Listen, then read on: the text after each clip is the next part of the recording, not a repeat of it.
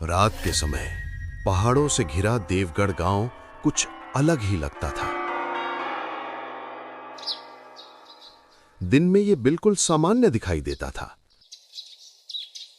लेकिन जैसे जैसे घड़ी 9 बजे के करीब पहुंचती, गांव की हवा भारी होने लगती।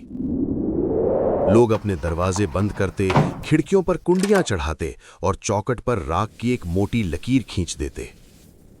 देवगढ़ में एक नियम था, रात 9 बजे के बाद कोई दरवाजा नहीं खोलेगा। कई साल बाद राघव अपने बेटे विवान के साथ उसी गांव में वापस लौटा था।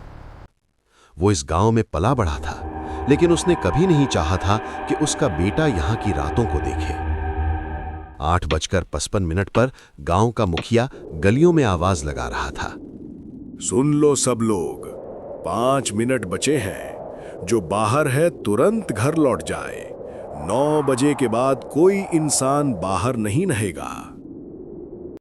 विवान ने खिड़की से बाहर झांकते हुए पूछा, पापा, ये लोग रोज इतना डरते क्यों हैं? राघव दरवाजे के पास झुककर राख की लकीर बना रहा था। क्योंकि यहाँ रात में सब कुछ वैसा नहीं रहता जैसा दिखता है। ये राख क्या सच में किसी को रोकती है? ये राख हमें याद दिलाती है कि हमने एक गलती की थी। कैसी गलती? राघव कुछ पल चुप रहा। बाहर हवा तेज हो चुकी थी। 30 साल पहले एक बच्चा इस गांव में मदद मांगता रहा। वो तालाब के पास फंसा था। हम सब ने उसकी आवाज सुनी थी, लेकिन किसी ने दरवाजा नहीं खोला। क्यों? क्योंकि हम डर गए थे, और डर इंसान को सबसे बड़ा कायर बना देता है। फिर क्या हुआ? सुबह उसकी लाश मिली। मरने से पहले उसने कहा था, जैसे तुमने मुझे रात में अकेला छोड़ा, वैसे ही हर साल रात 9 बजे मैं किसी एक को अपने साथ ले जाऊंगा। विवान धीरे से पीछे हट गया। आप वहां थे? राघव की आवाज भारी हो गई। हाँ, मैं भी था।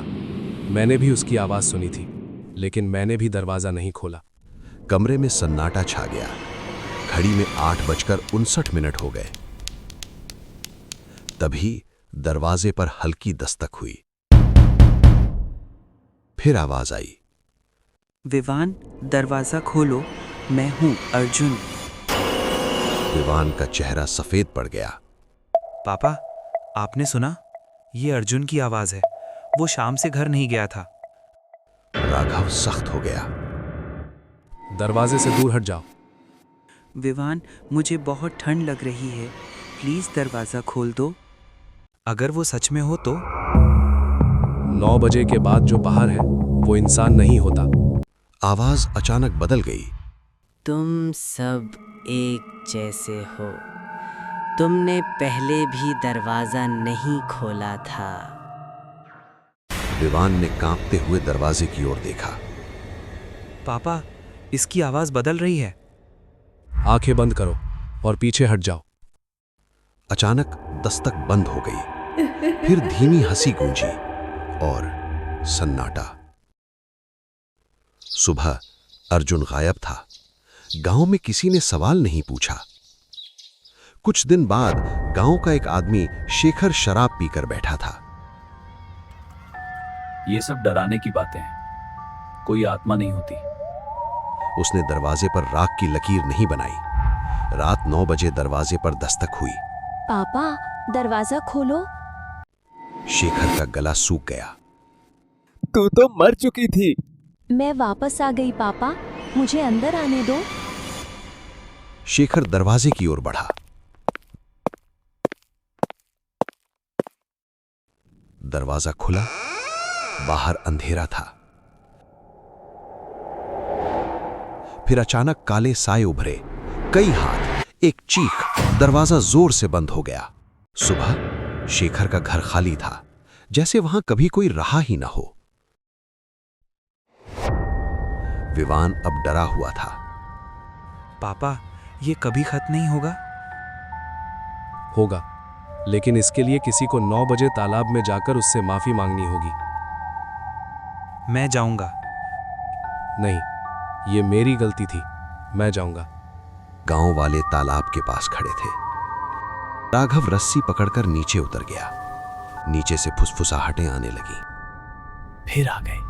इस बार किसे लाए हो? मैं अकेला आया हूँ। मुझसे गलती हुई थी। मैं डर गया था। मुझे माफ कर दो। अगर किसी को ले जाना है तो मुझे ले जाओ। गांव को छोड़ दो। ऊपर खड़ा विवान चिल्लाया। पापा 9 बजने वाले हैं। रस्सी जोर से हिली। कुछ पल बाद रस्सी भारी हुई। राघव बाहर आया।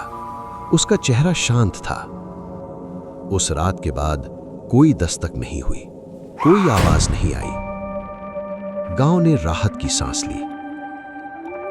लेकिन कई हफ्तों बाद एक रात विवान खिड़की के पास खड़ा था। दूर अंधेरे में एक छोटा सा साया खड़ा था। वो मुस्कुरा रहा था। आवाज धीरे से आई। मैं गया नहीं हूं, बस इंतजार कर रहा हूं। और वो साया अंधेरे में खो गया। देवगढ़ फिर शांत हो गया।